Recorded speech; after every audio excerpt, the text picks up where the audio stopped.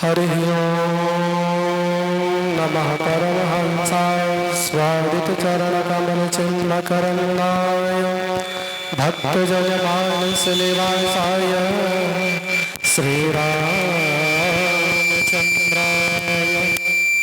ध्येयं सदा परिभवग्नमभीष्टदोहम् तीर्थास्पदं शिवविरञ्चिनुतं शरण्यं भृत्यार्तिहं प्रणतपादभवाब्धिपोतं वन्दे महापुरुषते चरणारविन्दं कृष्णं नारायणं वन्दे कृष्णं वन्दे व्रजप्रियं कृष्णं द्वैपायनं वन्दे कृष्णं वन्दे प्रथासुतं वसुदेवसुतं देवं कंसचाणूरमर्दनं देवकीं परमानन्दं कृष्णं वन्दे सद्गुरुं गुरुर्ब्रह्मा गुरुर्विष्णुः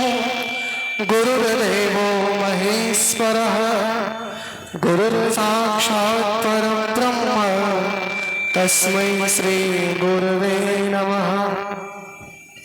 नारायणं नमस्कृत्य नरं चैव नरोत्तमं देवीं सरस्वतीं व्यासं ततो जयमुदीरये। जय जय श्री राम रमण जय जय नवल किशोर जय गोपी चित चोर प्रभु जय जय माखन चोर बोले वृंदावन बिहारी लाल की जय। सुखदेव जी महाराज की जय। परीक्षित जी महाराज की जय।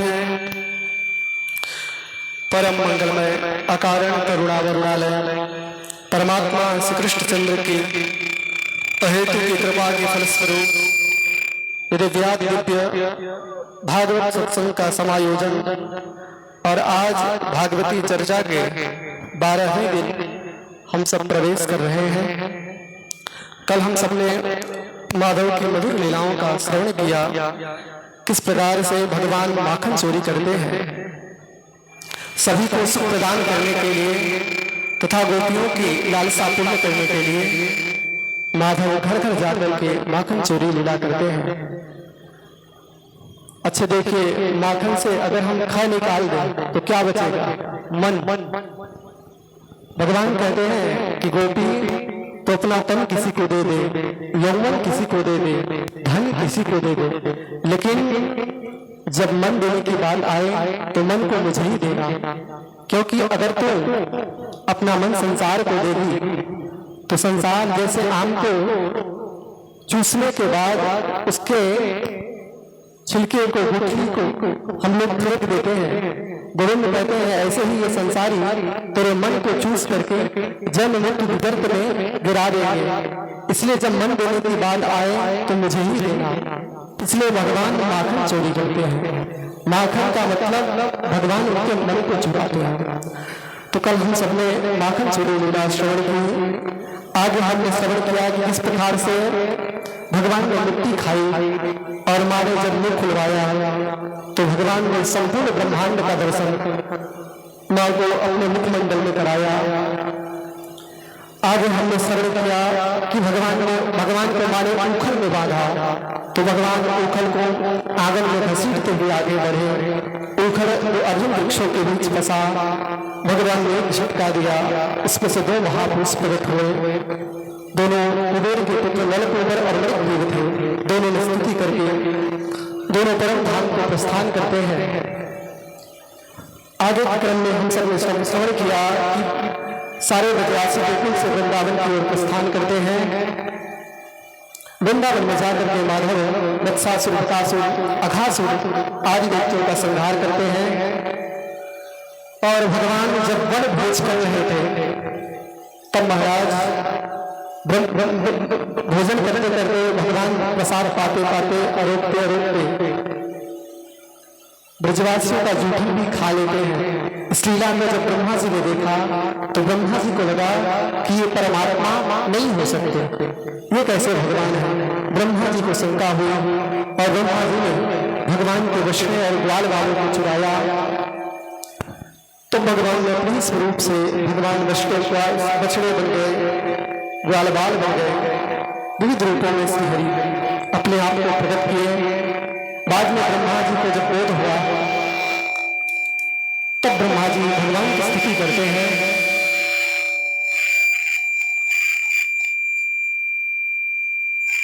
ब्रह्मा जी भगवान की स्तुति किए तो भगवान एक बार भी उनकी ओर निहारे तक नहीं। तब ब्रह्मा जी ने विचार किया कि भगवान हमसे नहीं मानेंगे, तो ब्रह्मा जी ने भगवान की स्तुति छोड़कर फिर भगवान के भक्त ब्रजवासियों की स्तुति करना ब्रह्मा जी प्रारंभ कर देते हैं। ब्रह्मा जी कहते हैं अहो भाग्यम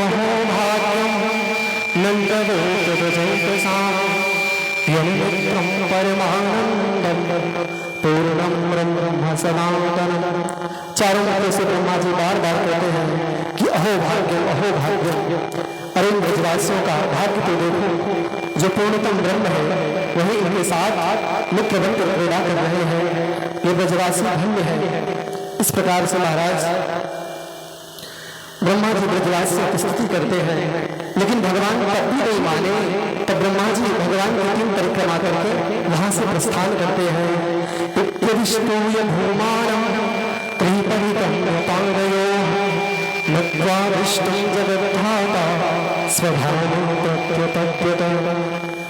जबकि किसी की कितनी स्तुति करनी चाहिए इसका एक नियम है।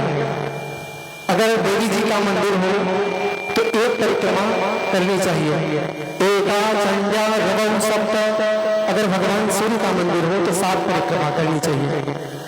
और तीसरा है गणेश जी की मंदिर हो तो 3 परिक्रमा।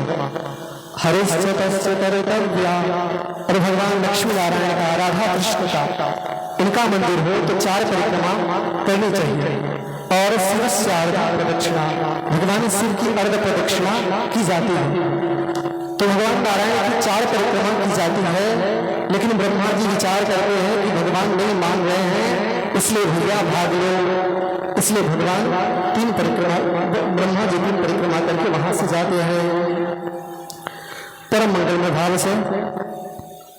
आगे महाराज भगवान कार्तिक शुक्ल अष्टमी के दिन, बुधवार के दिन भगवान ने गोचारण लीला प्रारंभ की। सुंदर सांगिनी बनी आए, गायों का पूजन किया है भगवान ने।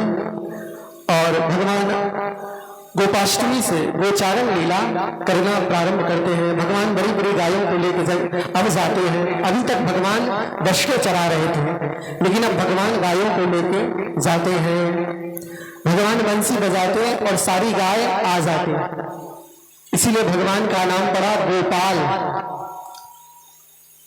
गो मतलब इंद्रियां। हमारी ये इंद्रियां भी माया के द्वारा बिछाए हुए सुख रूपी दूरवा को चरते चरते न जाने कहां भटक गई है। हे गोपाल, एक दिन ऐसी वेणु बजाओ कि हमारी ये गो भी जगत के माया से निवृत्त होकर आपकी सेवा में अवस्थित हो। यही है गोचारण लीला।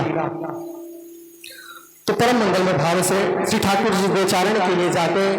जब लौटते तो मां स्वर्ण थाल से जाकर के भगवान का इंतजार करती, भगवान की आरती करती और मां भगवान के शरीर को गुहारती।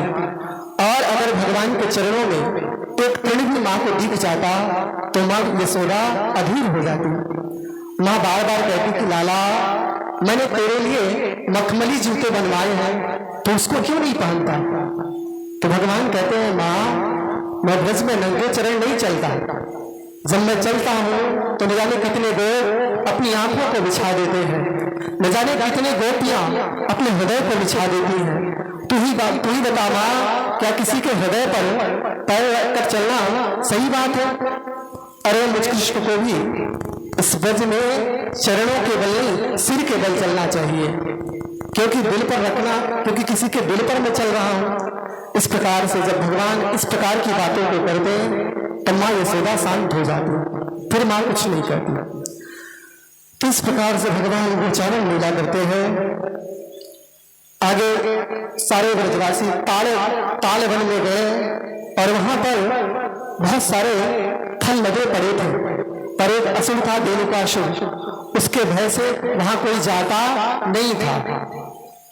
तो भगवान ग्वाल वाले ने कहा कि अरे बलराम जी, आप भी कुछ चमत्कार दिखाइए, क्योंकि कन्हैया के चमत्कार तो हमने बहुत देखे हैं। तो बलराम जी बोले, अच्छा आओ, आज सब लोग जितना फल खाओगे मैं खिलाऊंगा। तो बलराम जी गए, वृक्ष को पकड़ करके हिला दिया, सारे वृक्ष कपाटक टपक गए और इतने में धेनुकासुर नामक असुर आया, भगवान बलराम जी पर पादप प्रहार किया और बलराम जी ने उसको उठा करके चक्रघंटी की तरह गोल गोल घुमा करके उसको वृक्ष में दे मारा, उसका प्राणांत हुआ। इस प्रकार से सारे ब्रजवासी प्रसन्न हो गए। ब्रजवासियों ने खूब अपने घर के लिए भी फल अपने गठिया लिया और सब प्रस्थान करते हैं। रास्ते में लौटते समय गोपों ने और गायों ने यमुना जी का विषाक्त जल पी लिया, जो काली नाग के विष से आप्लावित यमुना जी थी। तो सबके सब मूर्छित हो जाते हैं और जब सब मूर्छित होते हैं तो भगवान ने अपनी करुणा में दृष्टि से देखा, सबके सब जीवित हो जाते हैं। पर भगवान ने के मन में ये आया कि अब मैं काली का निग्रह करूंगा।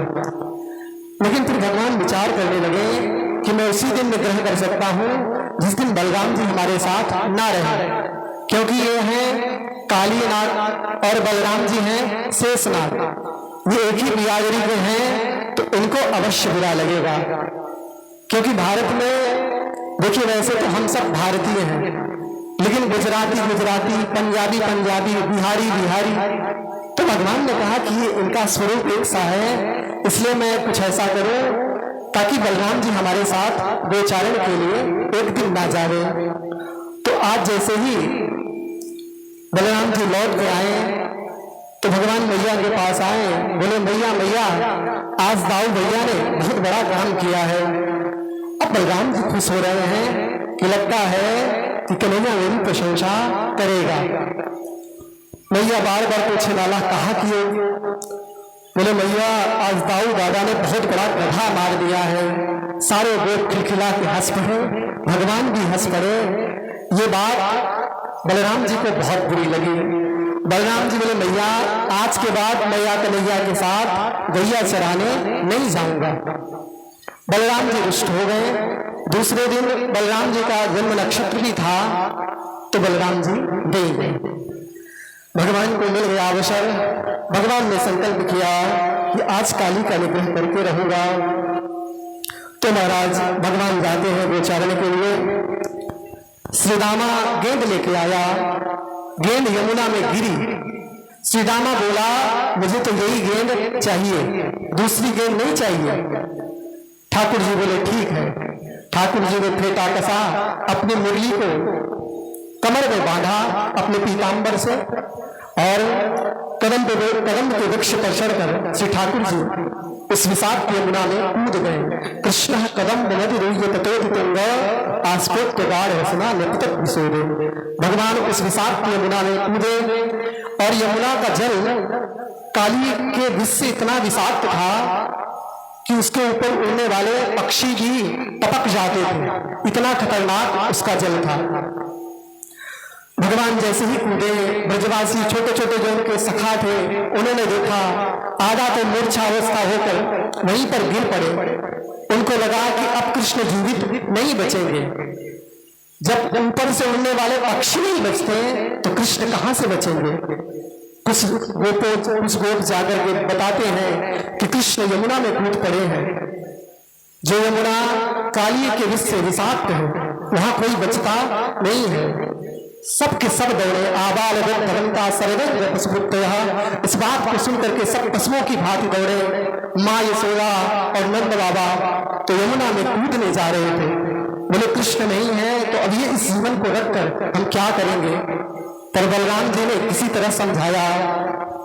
इधर भगवान जैसे ही काली बहन में जाते हैं तैरते तैरते, तो महाराज जैसे ही गए हैं कालिया नाग सो रहा था, नागिने थी। नागिनों ने कहा कि भैया तू बड़ा प्यारा है, भगवान के स्वरूप को देखा तो कहा तू बहुत प्यारा है, हमें लगता है कि कहीं फिसल गया होगा, बह गया होगा, सो यहाँ आ गया। पर तेरा भाग्य बड़ा अच्छा है कि हमारे स्वामी जी इस समय सो रहे हैं, इसलिए जा, चला जा, हम तुझे कुछ नहीं करेंगे। भगवान बोले सुनो, मेरा पैर कभी नहीं फिसलता और न यमुना में ताकत है न गंगा में जो मुझे फिसला सके, मैं फिसला भी नहीं हूं। नागिने बोली क्या तुम कभी फिसलते नहीं हो, क्या तुम कभी बहते नहीं हो? भगवान बोले बहता तो हूं, लेकिन न मुझे गंगा बहा सकती है न यमुना, मैं तो अपने भक्त के भाव में बहता हूं, बाकी गंगा में ये सामर्थ्य नहीं है, न यमुना में। नागिने बोली तो किस लिए आए हो? बोले कालिया नाग से मिलने आए हैं, जगाओ इसको, हम तो इससे ही मिलने आए हैं। नागिने बोली हम नहीं जगाएंगी, ये हम पर क्रोध करेगा। भगवान बोले जो अभिमान की नींद में सो रहा हो उसे मेरे सिवा कोई नहीं जगा सकता। ठाकुर जी ने अपनी बंसी को लिया, उसके फड़ पर रगड़ा है और जैसे ही रगड़ा कालिया की नींद खुली। भगवान के स्वरूप को एक बार देखा तो बड़ा मुग्ध हुआ, पर दूसरे क्षण ये भाव आ गया किसने मुझे जगाया है, मुझे परेशान किया है, अब तो मैं इसको छोड़ूंगा नहीं। काली फटकारने लगता है अपने फड़ों को। और महाराज कालिया नाग ने क्या किया, काली ने भगवान को अपने शरीर से लपेट लिया, बिल्कुल भयंकर उत्पात होने लगे। भगवान ने अपने शरीर को बढ़ाया है, जैसे ही भगवान अपने शरीर को बढ़ाते हैं तो अब काली के बंधन शिथिल पड़ने लगे और भगवान परम मंगलमय भाव से भगवान उसके बंधन से छूटकर फड़ पर खड़े होकर नृत्य करने लगे, भगवान नाचने लगे। 101 सिर है काली के और जो सिर नहीं झुकता भगवान उसी पर मारते हैं और ठोकर मार मार करके भगवान ने उस सिर का अभिमान जीवन भर के लिए समाप्त कर दिया। बड़ा सुंदर काली की फड़ारी पर भगवान नृत्य करते हैं। तांडव गति मुंडन पर नाचित गिरधारी पम पम पम पम पम पग पग पग फम फम फम फलंतर दिन दिन दिन विनती करत नाग बधुहारी शशिक शशिक सनकादिक नंदन नंदन नारद मुनि मम मम महादेव मम मम दंडनिहारी सूरदास प्रभु की भावनी किन किन किलहु न जान चन चन चन चरण करत निर्भय कियो कार्य। इस प्रकार से सूरदास जी बड़ा सुंदर वर्णन करते हैं। तो काली की फड़ारी पर ठाकुर जी नृत्य करते हैं और महाराज ऐसा नृत्य करते हैं। नाग पत्नियों ने देखा अपने पति की दुर्दशा तो आकर के भगवान की स्तुति करती है। नाग पत्नियां कहती है न्यायो हि दंडः कृतकिं विशेषं स्तवावतारं खलनुग्रहाय ऋतो सुतारामपि तुल्यदृष्टे धत्सेन समं फलमेवावसंसं। नाग पत्नियां कहती है कि हे प्रभु आपके दंड में भी बड़ा भारी अनुग्रह छिपा हुआ है।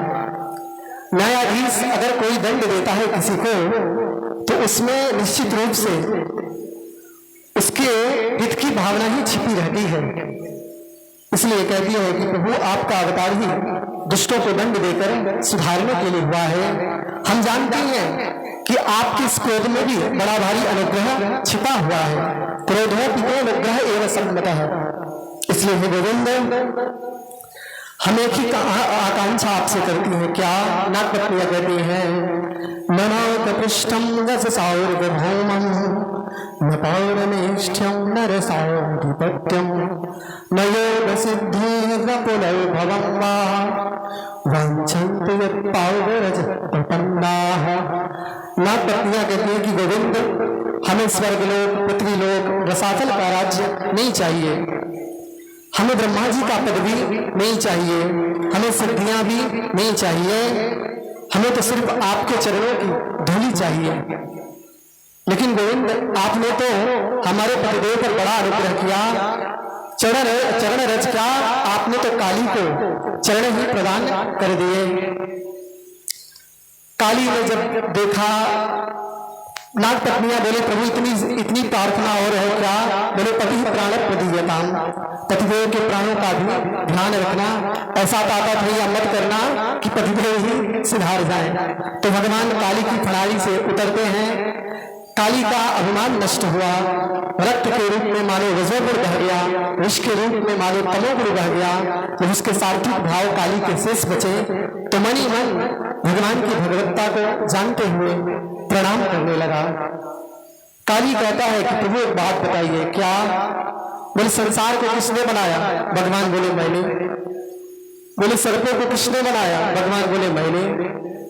काली बोला सर्पों को क्रोधी स्वभाव किसने दिया? भगवान बोले मैंने। काली बोला बस प्रभु निर्णय हो गया। क्या?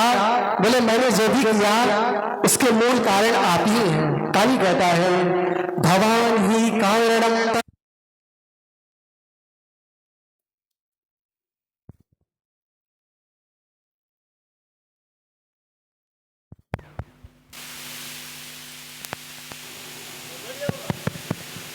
बोलो वृंदावन बिहारी लाल की जय।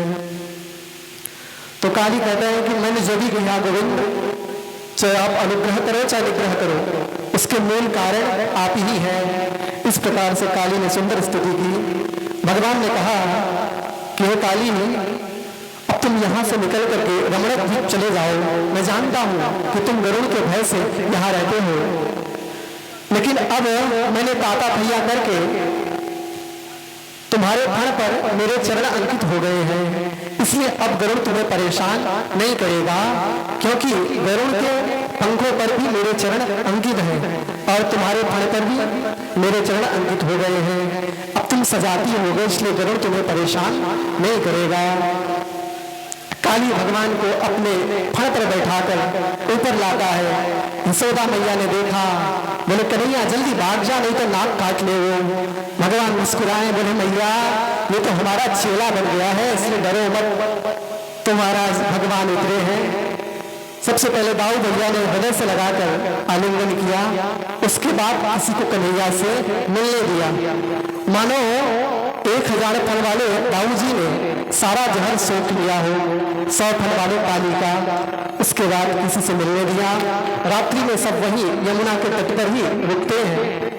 भगवान ने विचार किया प्रातः काल होते ही गाय घास खाने लग जाएंगी, ब्रजवासी इस यमुना का जल पीने लग जाएंगे, लेकिन काली नाग के आसपास जो भी है वो विषाक्त है, इसलिए ठीक नहीं। भगवान ने संकल्प किया और उसी क्षण महाराज आग लग जाती है। बड़ी भयंकर दावाग में सारे ब्रजवासी गोविंद के शरण में आए, बोले रक्षा करो। भगवान बोले आप लोग सब नेत्र बंद करो। जैसे ही सबने नेत्र बंद किया, गोविंद ने संपूर्ण अग्नि का पान कर लिया है। भागवत में अग्निपान करने की घटना 2 बार आई है। एक तो भगवान काली